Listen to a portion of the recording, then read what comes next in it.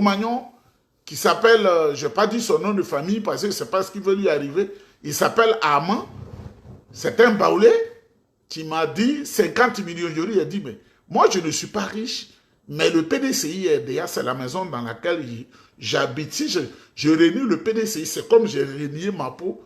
Merde à toi. Ta mère qui t'a accouché, si elle t'a pas donné une bonne éducation, tu as l'âme, tu as la corruption dans ton sang. C'est pas tout le monde qui couvre l'argent.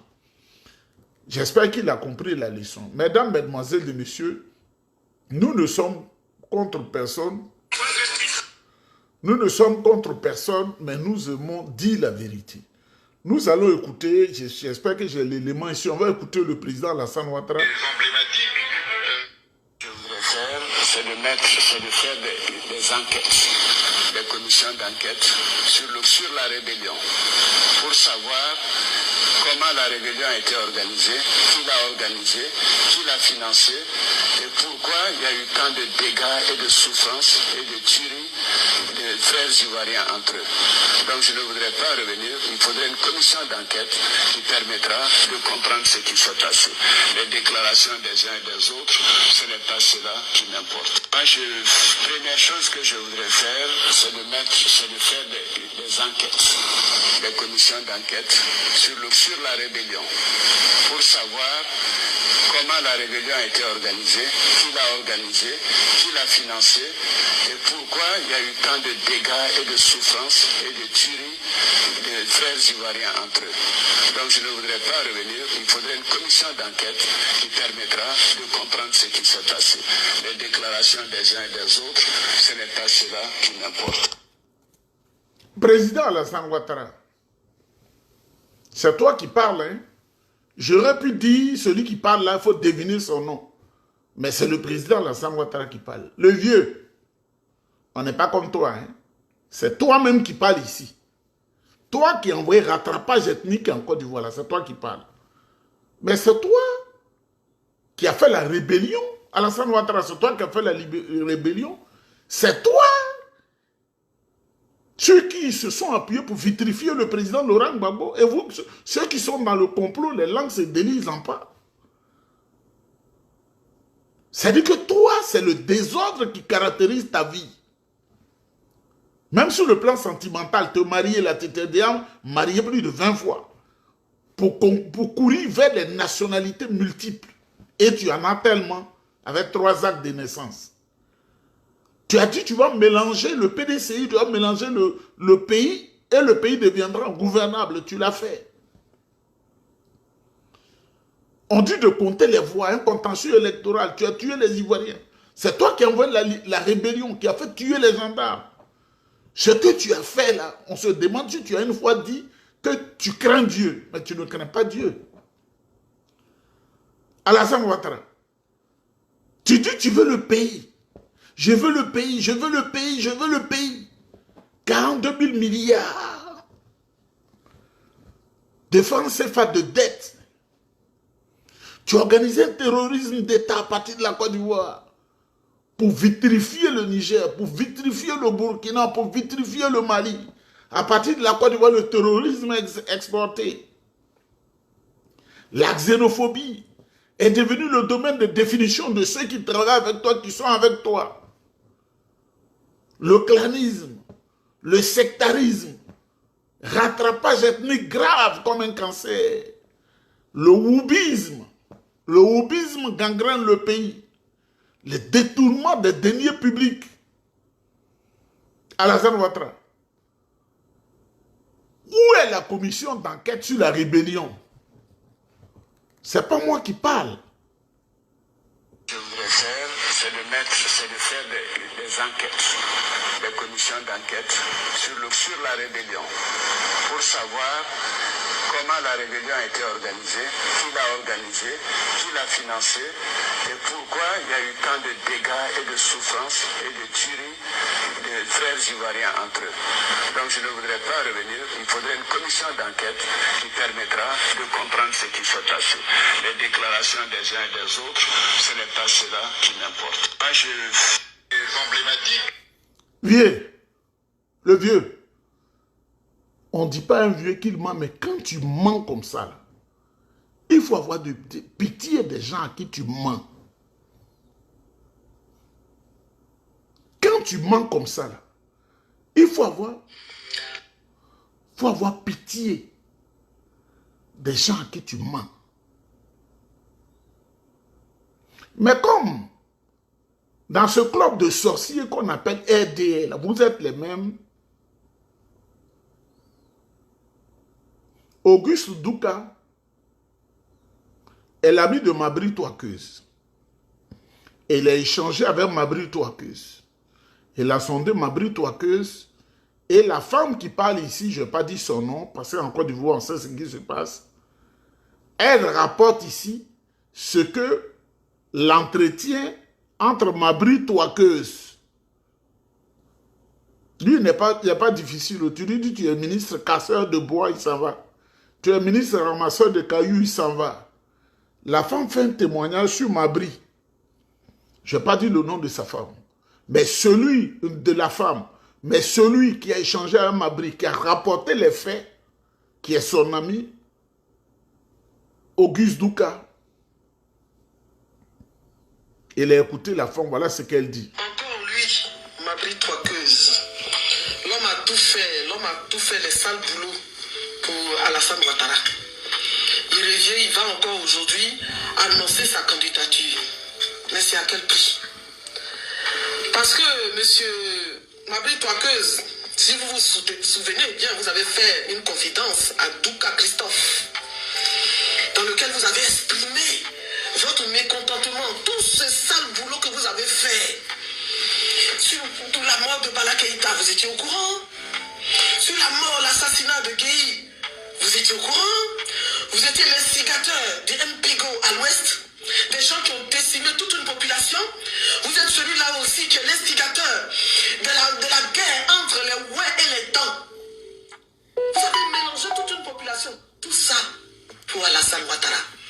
Puisque vous avez dit, j'ai tout donné à Alassane Ouattara parce que je me suis dit que après, en 2020, c'est moi qui allais être son digne successeur. Et il t'a viré du gouvernement. Il a pris son frère, Gon Koulibaly, et toi, tu as été viré comme un malpropre. Aujourd'hui, on ne sait pas quel arrangement encore que ce monsieur a pu faire avec Alassane Ouattara. Il était ministre. Donc aujourd'hui, monsieur vient pour être candidat de UDPCI à l'ouest. Il vient pour conquérir l'ouest, je suppose. Monsieur qui a l'habitude de faire des sales boulots. Et puis après les élections, tu seras viré comme d'habitude. Parce que quelqu'un qui fait tuer toute sa population pour un poste, c'est pas une personne d'honneur. Tout l'Ouest a été décimé à cause du pouvoir. Tout l'Ouest a été décimé, tu le savais. Tu as été l'instigateur. Vous êtes ceux-là qui ont envoyé les Libériens pour aller tuer tes propres frères à l'Ouest. Et aujourd'hui, tu viens t'asseoir devant tes frères pour dire, ouais, je vais être candidat. Et il y a des gens qui plébiscitent ce genre de choses. Comme je l'ai dit, mes frères de l'Ouest, réveillez-vous. Ce monsieur-là, il n'est pas UDPCI. Depuis qu'il est à la tête de ce parti politique, qu'est-ce qu'il a fait? Qu'est-ce qu'il a fait pour l'Ouest? Depuis qu'il est à la tête de ce parti, qu'est-ce qu'il fait même pour que ce parti puisse être représenté à l'Ouest? Qu'est-ce qu'il fait? Il a joué sur la fibre ethnique pour enlever les autres, les Akoto et tout ça. Pour être là, mais il a pris le UDPCI. Qu'est-ce qu'il fait pour l'UDPCI à l'Ouest, même dans sa contrée? Rien du tout. Et aujourd'hui, il vient, je vais être président, je vais être candidat à l'élection. Il sait très bien qu'il ne peut pas gagner, mais il veut jouer ce rôle-là, prendre les gens de l'Ouest pour aller donner encore à Ouattara. Donc, mes chers frères de l'Ouest, si vous vous mettez avec ce type-là, c'est comme si vous allez être en train de donner vos voix à Alassane Ouattara. Donc, il est temps que chacun se réveille. Il est temps que vous vous réveillez. Ne laissez pas n'importe qui venir vous distraire. Il vous a regardé mourir. Il n'a rien fait. L'Ouest est resté dans l'ombre. Toutes les villes sont détruites. Il y a des villages qui n'existent pas. Il ne s'est jamais levé pour parler pour vous. Il n'a jamais été votre porte-parole. Plein de familles sont mortes. Il n'a jamais rien fait. Et aujourd'hui, il vient, il veut se présenter comme candidat. Alors la question qu'on se pose, vas donner à Alassane Ouattara pour avoir les voix de l'Ouest. Quel est le sacrifice encore, Mabri Touakeuse? Quel est le sacrifice que tu seras capable encore de le faire? Puisque il y a quelques années de cela, tu t'es confié dans un journal, là-bas, ça parle, et tu as dit que tu as tout donné à Alassane Ouattara. Aujourd'hui, qu'est-ce que tu es prêt encore à donner pour cette candidature? C'est la question. Alors, je vous invite à aller lire sa confession qu'il a faite. Donc, je vous invite à aller lire ça dans ma bio. Vous allez voir tout ce qu'il a dit, toute sa confession par rapport à la mort de Bala Keïta, par rapport à la mort de Guéhi. Il était au courant de tout, l'instigateur de tout. Il le savait tout, il savait tout ce qui s'est passé. Mais il est resté sous silence parce qu'il voulait un poste. Voilà les Ivoiriens qui aiment la Côte d'Ivoire. Je vous remercie. Mesdames, Mesdemoiselles et Messieurs, Christophe Auguste Douka est l'ami intime de Mabri. Il a été sidéré par les confessions de Mabri, ce que Mabri lui a dit, et ne pouvant pas s'asseoir sur les réseaux sociaux pour les relater, il a dit à cette femme, dont je tais le nom, parce que les escadrons de la mort de Draman Ouattara pullulent à Abidjan. Et cette femme-là, tellement énervée, une femme de l'Ouest, je ne dis pas son nom, c'est elle qui relate en réalité qui est Mabri Touakeuse. Pour un poste ministériel ou des postes ministériels, voilà ce qu'il a fait à la Côte d'Ivoire. Il est de ceux qui ont défiguré la Côte d'Ivoire, qui ont vendu la Côte d'Ivoire. C'est ce que dit la femme. C'est le discours de la femme que je suis en train de dire. C'est lui qui était dans CNT en 2020, qui a trompé les Ivoiriens et qui était l'espion principal dans le groupe et qui a amené à Touré Apalo à décimer les gens. Vous venez d'écouter cette vidéo de Isaac Niba. Mais moi, ce qui m'a intéressé, c'est la partie où il parle de la commission d'enquête sur la rébellion selon Alassane Ouattara. N'oubliez jamais, n'oubliez absolument pas.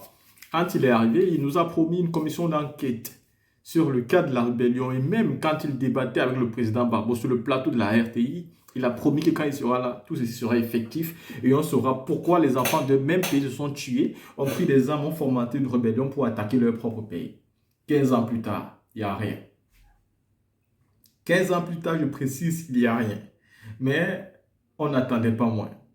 Ça veut dire, je ne sais pas, mais personne n'attendait grand-chose. Si on parle même de ça, c'est simplement pour faire prendre conscience à ceux qui ont un doute de quoi que ce soit. Sinon, on n'attendait pas qu'il fasse quelque chose. Pourquoi on n'attendait rien? On n'attendait rien parce que le rebelle, c'est lui. Et donc, une commission d'enquête pour faire quoi? Parce que si la commission d'enquête doit statuer, c'est sûr et certain que lui, il tombe. Si la commission d'enquête doit statuer, c'est sûr et certain qu'Alassane Ouattara, il tombe. Mais est-ce qu'Alassane Ouattara veut tomber? Et jamais. Est-ce qu'il peut tout faire pour tomber lui-même? Mais vous êtes fou ou quoi? Il ne peut pas tomber et donc rien de tout ceci ne pourra être possible. C'est dans la continuité de la mythomanie, du mensonge et de la manipulation. Beaucoup de personnes disent que le président Laurent Gbagbo accuse Alassane Ouattara d'être le rebelle sans preuve.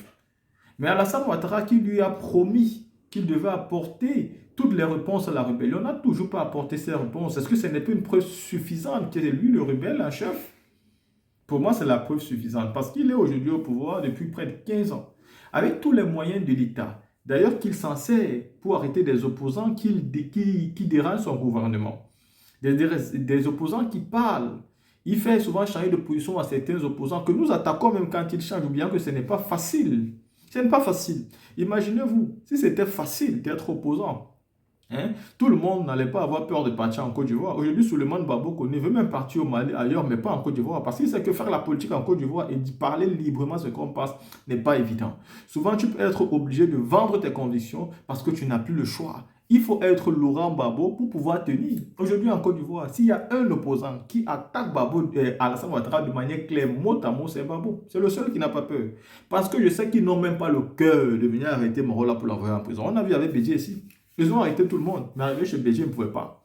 Ce sont des monuments, des patriarches politiques, des patriarches pour le pays. Les arrêter, les mettre en prison, c'est être très très courageux. Et ça peut éclater toute une rébellion que toi-même, tu n'as jamais vu venir. Il y a une rébellion qui peut être dans la rébellion civile. Vous savez que la guerre civile est plus dangereuse que la guerre où on porte les armes. Parce que tu sais au moins quand on porte des armes avec qui tu te bats. Mais quand c'est la guerre civile, tu ne sais pas contre qui tu te bats. Parce que tout le monde est là-dedans.